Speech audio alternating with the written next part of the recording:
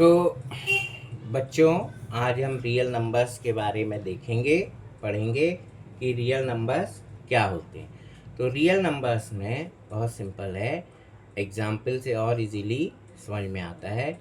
जैसे ये एक नंबर लाइन ले सकते हैं आप।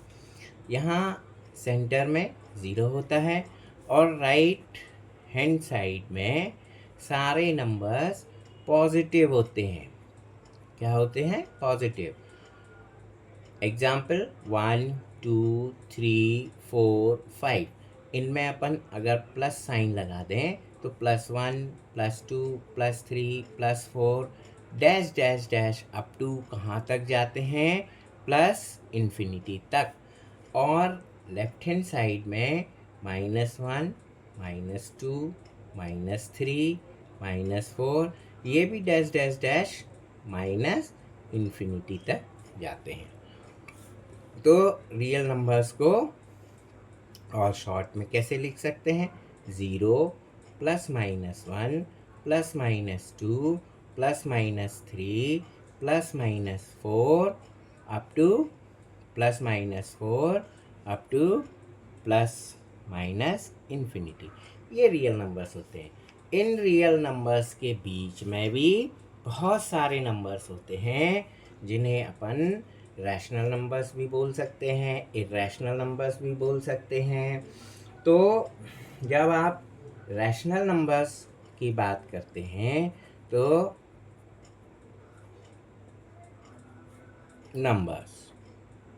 रैशनल नंबर्स क्या कौन से होते हैं? जिनको अपन p/q के रूप में लिख सकते हैं, जहाँ q is not equal to 0 होता है ना। फॉर एग्जाम्पल 2/5 3/8 6/7 और भी हो सकते हैं, etc एक्सेट्रा। बहुत सारे नंबर्स हो सकते हैं। ये क्या होते हैं? रैशनल नंबर्स, जो डिवीज़न वाले होते हैं, जिनको डिवीज़न के फॉर्म में p/q। लेकिन q 0 नहीं होना चाहिए। q is not equal to 0। अगर q 0 हो गया तो ये वैल्यू क्या हो जाएगी? Suppose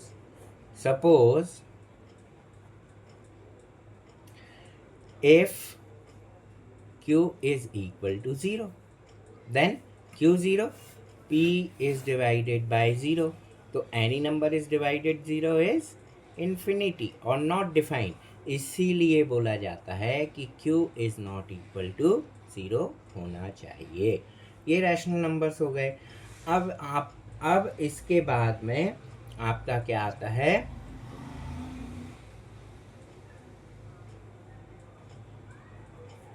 irrational numbers. ये तो आपके स्क्वायर रूट की वैल्यू होती है, square root of 2, square root of 5, square root of 3, square root of 11 etcetera. ये हमेशा इर्रेशनल नंबर्स होते हैं। अब इसके बाद में हम एक बार चर्चा कर लेते हैं प्राइम नंबर्स की। तो प्राइम नंबर्स कौन से होते हैं? प्राइम नंबर्स होते हैं 2 3 5 7 11 13। ये इस तरह के प्राइम नंबर्स होते हैं और ये हमेशा always it is greater than 1। ये एक से हमेशा बड़े होते हैं, इन्हें प्राइम नंबर्स बोलते हैं। ये प्राइम नंबर्स 1 से या फिर खुद से ही डिविजिबल होंगे, बाकी किसी से नहीं होंगे। ये आपके प्राइम नंबर्स होते हैं। जैसे अगर 2 की बात करें, 2 खुद 2 से डिवाइड होगा या 1 से। 3 खुद 3 से डिवाइड होगा या 1 से। 5 5 से डिवाइड होगा या 1 से। 7 7 से डिवाइड होगा या 1 से। तो इस तरह से ये आपके प्राइम नंबर्स होते हैं। अब प्राइम नंबर के बाद एक नंबर और आता है, कंपोजिट नंबर। तो कंपोजिट नंबर में अपन बहुत सारे ले सकते हैं। जैसे आपने लिया 4 इज इक्वल टू, तो 4 को फैक्टराइज करके देखेंगे तो 2 × 2 हो जाएगा। 6 को फैक्टराइज करके देखेंगे तो 2 × 3 हो जाएगा। अगर आप 10 को फैक्टराइज करेंगे तो 2 × 5 हो जाएगा। अगर आप 8 तो भूल ही गए, 8 को डिवाइड करेंगे, 8 को फैक्टराइज करेंगे तो 2 × 2 × 2 होगा। अगर आप 12 को करेंगे तो 2 × 2 × 3 होगा। तो इस तरह से अगर आप 15 को फैक्टराइज करेंगे तो क्या होगा वो 3 × 5। तो इस तरह से बहुत सारे कंपोजिट नंबर ले सकते हैं। अब ये प्राइम नंबर और कंपोजिट नंबर की ज़रूरत क्यों पड़ी? क्योंकि हमको अभी आगे देखना है फंडामेंटल थ्योरम ऑफ अर्थमेटिक। क्या देखना है हमको? हमको देखना है फंडामेंटल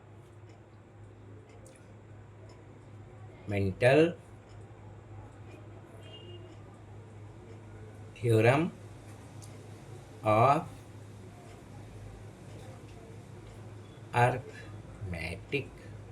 इसी को देखने के लिए हमने समझा है कंपोजिट नंबर और हमने समझा है प्राइम नंबर। तो फंडामेंटल थ्योरम क्या कहता है कि हमने कोई भी नंबर लिया, जैसे आपकी एक्सरसाइज 1.1 में आपका फर्स्ट जो दिया हुआ है कि ये है 140, है ना, और उन्होंने कहा है express each number as a product of its prime factor. इनके प्राइम फैक्टर के फॉर्म में अपने को चेंज करना है। अगर इसको चेंज करना है तो इसको फैक्टराइजेशन कर लीजिए। क्या होगा?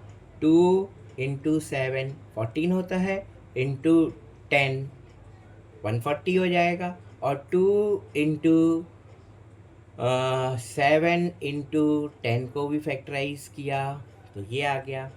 अब देखिए ये नंबर क्या मिल रहा है अपने को, 2 × 2 × 5 × 7, और इसको हम कर सकते हैं 2 to the power 2 × 5 × 7, 2 बार आया है इसलिए 2 की पावर 2।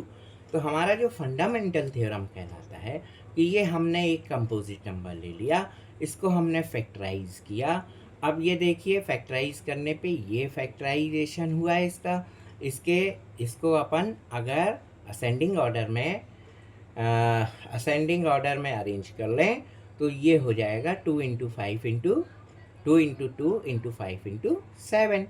तो इसका मल्टीप्लिकेशन करेंगे तब भी यही मिलेगा, और जब ये असेंडिंग ऑर्डर में अगर अरेंज नहीं है तब भी इसका फैक्टराइजेशन हमको 140 ही मिलेगा।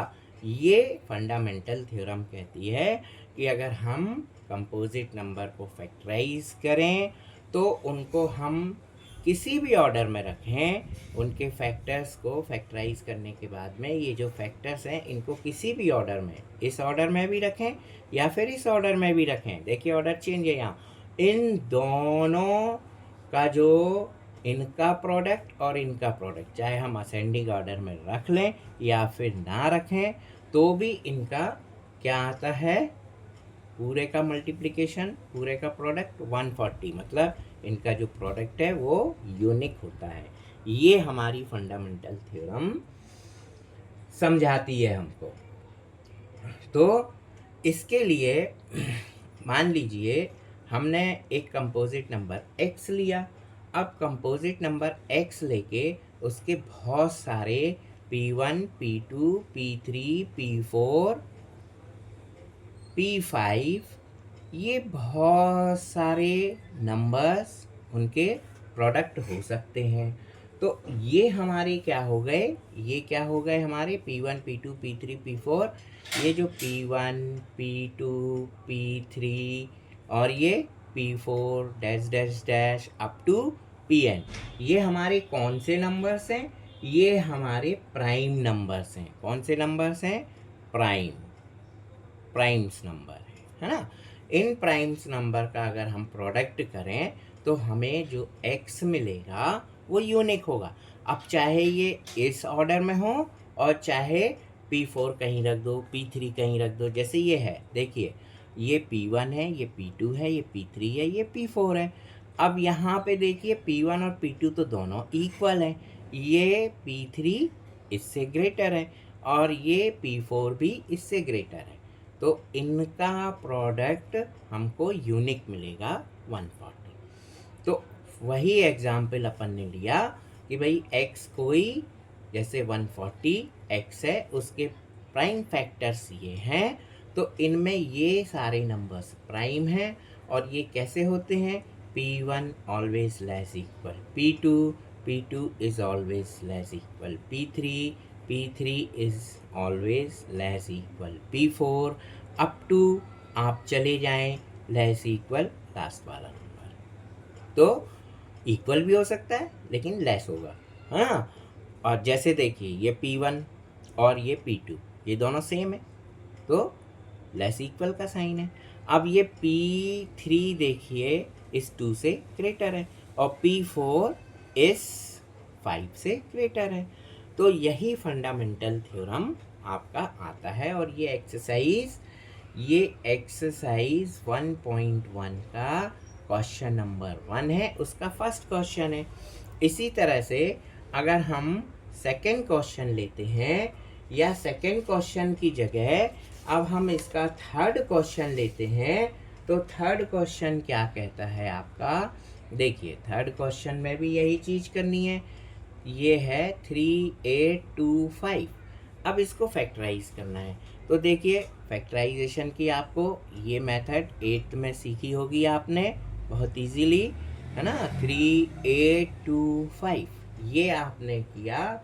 अब इसमें देखिए लास्ट में 5 है, तो आप क्या कर सकते हैं, किससे डिवाइड कर सकते हैं?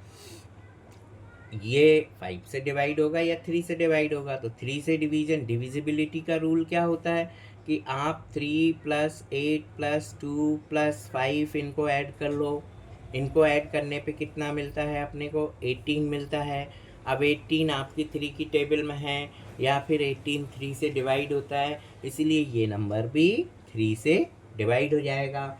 तो डिवाइड करिए, कितना आया? 3 1 जा 3, 3 2 जा 6 और 3 7 जा 21, है ना। और ये लास्ट में क्या बचा आपका? 3 5 जा 15। फिर देखिए ये 5 है, तो फिर से इन नंबर्स का टोटल कर सकते हो। तो 7 + 5 कितना हुआ? 12, 12 + 2 14, 14 + 1 15। मतलब 15 भी आपका क्या है? 1 + 2 + 7 + 5, देखिए ये भी 15 आया। ये भी 3 की टेबल में है और अपन बोल सकते हैं 3 से डिविजिबल है। तो आप 3 से डिवाइड कर दीजिए, मतलब 15 3 से डिविजिबल है, इसलिए ये होल नंबर 3 से डिविजिबल होगा। 3 4 जा 12, 3 2 जा 6 और 3 5 जा 15। ये हो गया। अब इनका टोटल करके देखें अगर, तो कितना होता है? 4 + 2 6, 6 + 5 कितना हुआ? 4 + 2 + 5 कितना हो गया? 6 + 5 11 हो गया। अब ये तो 3 की टेबल में है नहीं, इसलिए 3 से डिविजिबल होगा नहीं। तो ये किससे डिविजिबल होगा? 5 से। 5 से डिविजिबल क्यों होगा? क्योंकि लास्ट में 5 है, तो इजीली पता लग गया 5 से डिविजिबल होगा। 5 8 जा 40 2 आएगा, और 5 5 जा 25। अब देखिए फिर से 5 से डिवाइड हो जाएगा इसमें, तो 5 1 जा 5, 5 7 जा 35। अब तो 17 है, 17 से ही डिवाइड होगा, ये 1 हो गया। तो हमारा जो प्रोडक्ट आ गया 3825 इज इक्वल टू 3 × 3 × 5 × 5 × 17। तो ये देखिए P1, ये P2, ये P3, ये P4, ये P5।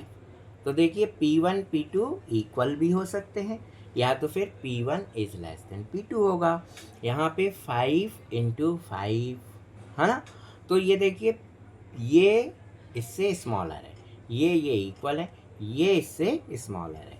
ये असेंडिंग ऑर्डर में जमे हुए हैं, ये कंपोजिट नंबर हो गया, ये असेंडिंग ऑर्डर में जमे हुए हैं।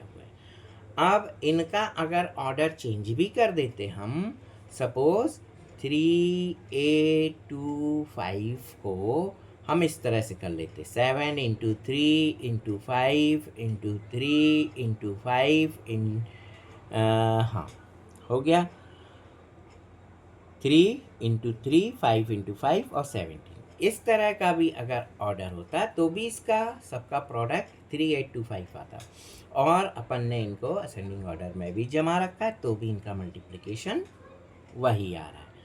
तो ये कंपोजिट नंबर चाहे अपन इनको असेंडिंग ऑर्डर में रख के करें या ना करें, दोनों का प्रोडक्ट सेम आता है। यही यूनिकनेस को शो करता है और यही फंडामेंटल थ्योरम ऑफ अर्थमेटिक है। अब इसके बाद में इसको अपन जब इस फॉर्म में लेके आते हैं तो 3 का 2 बार मल्टीप्लिकेशन है, तो 3 की पावर 2 इंटू 5 की पावर 2 इंटू 17, ये आपने शो कर दिया। जो अपने क्वेश्चन में लिखा हुआ है कि express each number as a product of its prime factor, ये आपने कर दिया। तो इसके बाद में और जो क्वेश्चंस हैं आपके, जैसे सेकंड है 156 इजी, फोर्थ है, फिफ्थ है, इनको भी इजीली सॉल्व कर सकते हो, है ना। अब क्वेश्चन नंबर सेकंड बोलता है find the LCM and HCF of the following pair of integers and verify that LCM into HCF, इन दोनों का product of the two numbers, है ना, दो नंबर्स का एलसीएम। तो फर्स्ट ये क्वेश्चन नंबर 2, इसका फर्स्ट क्वेश्चन में आपको नंबर्स दिए हैं 26 एंड 91। तो हम 26 को पहले फैक्टराइज कर लें तो बड़ा इजी है, 2 इंटू 13 हो गया। अब हम 91 को फैक्टराइज करें तो कितना हो गया, 7 इंटू 13, है ना। अब इसका क्या बोल रहा है, फाइंड एलसीएम, तो हमने एलसीएम फाइंड किया। तो एलसीएम में देखिए ये 2 इसमें है लेकिन इसमें नहीं है, तो हम 2 तो लेंगे ही। अब 7 देखिए इसमें है लेकिन इसमें नहीं है, तो इंटू 7 भी करना पड़ेगा। अब ये 13 दोनों में है तो उसका मल्टीप्लिकेशन एक ही बार कर लेंगे, तो वो क्या हो जाएगा, उसका एलसीएम हो जाएगा, ठीक है ना। इसका मल्टीप्लिकेशन कर लीजिए, तो 13 7 जा आपको मालूम है 91, और इसमें 2 से मल्टीप्लाई कर दीजिए तो 2 1 जा 2, 2 9 जा 18, मतलब कितना आ गया अपने पास में 182। जो जल्दी से मल्टीप्लिकेशन होता है, जैसे 13 इंटू 7 आपको मालूम है कि 13 7 या 91, अब 91 2 से और मल्टीप्लाई कर लिया तो जल्दी से आपका एलसीएम, ये प्रोडक्ट जल्दी से आ गया। इसके बाद में एचसीएफ निकालना है, तो देखिए इसमें भी 13 है और इसमें भी 13 है। एचसीएफ मतलब हाईएस्ट कॉमन फैक्टर, तो हाईएस्ट कॉमन फैक्टर देखिए इन दोनों में जो कॉमन है वही अपना एचसीएफ होगा। तो इस तरह से अपना एलसीएम और एचसीएफ दोनों निकल आया। इसके बाद में ये क्वेश्चन कहता है and verify that LCM into HCF product of two number.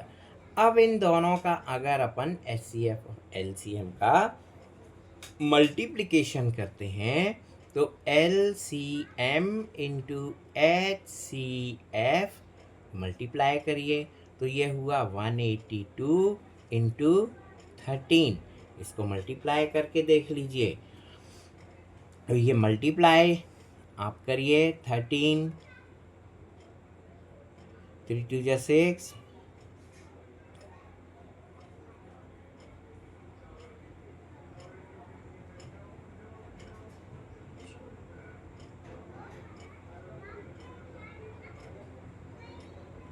और ये होगा 182। तो देखें 6 6 इतना आ रहा है, कितना आ रहा है 2366। ये SCF और LCM का क्या आ रहा है मल्टीप्लिकेशन। अब इन दोनों नंबर्स को भी अपन क्या करें मल्टीप्लाई करके देखें, मतलब 26 इंटू 91 करके देखिए। 26 इंटू 91 तो यही तो आएगा, क्योंकि देखिए ये हो गया आपका 26 इंटू 91 करें 6 2 इंटू 9 6 जा और 9 2 जा 18 18 प्लस 5 9 2 जा 18 23।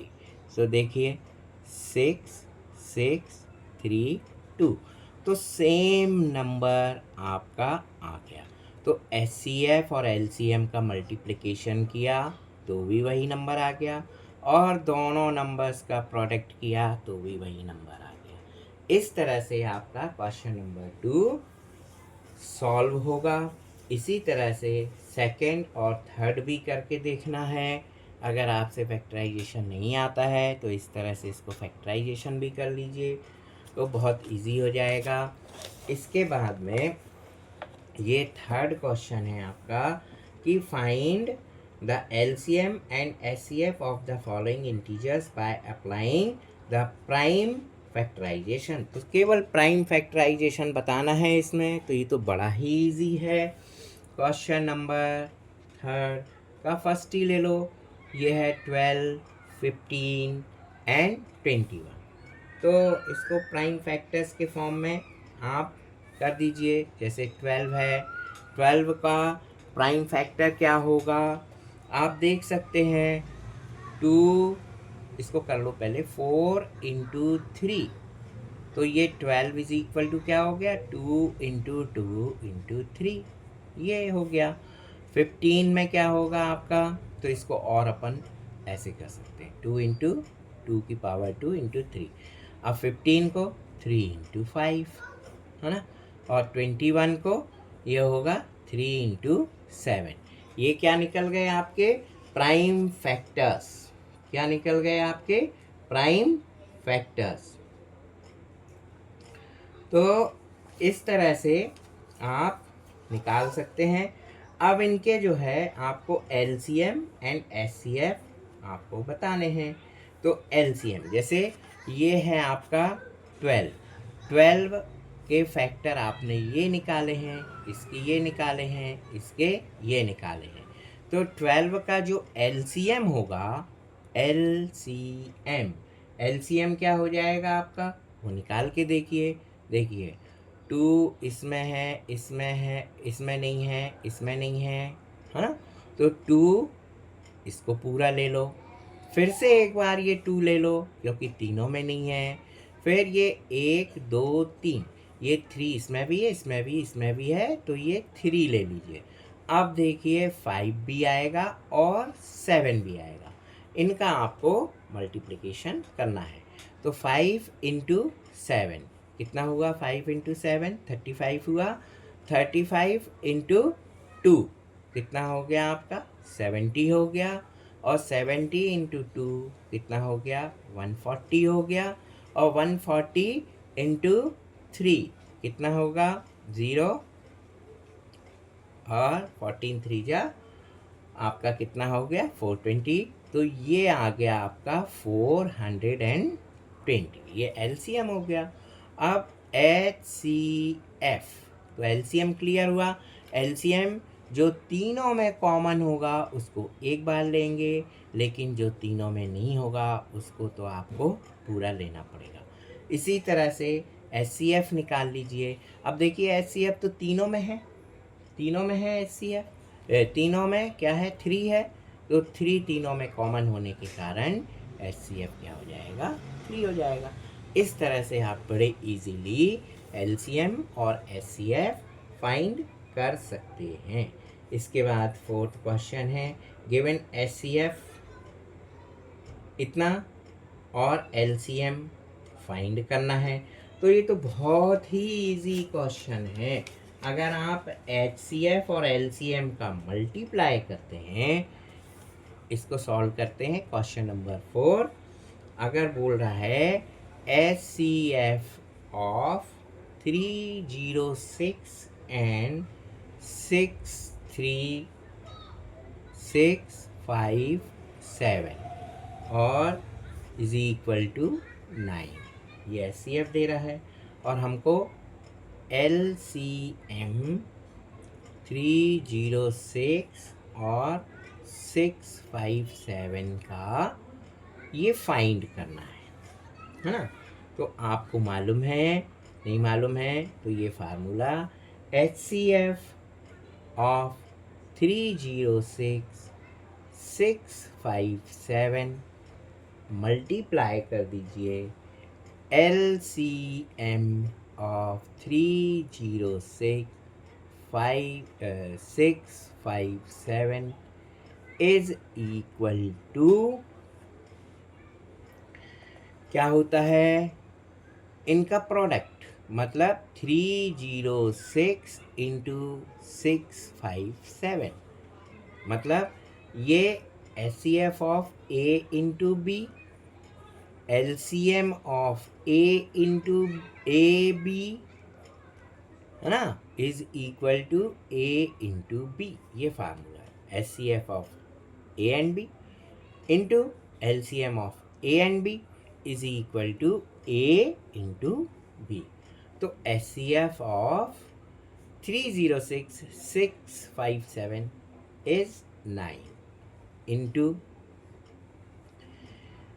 ये तो पता करना है LCM of 306 657 is equal to A into B कितना है 306 इंटू 657 और हम इस 9 को यहाँ ले आए।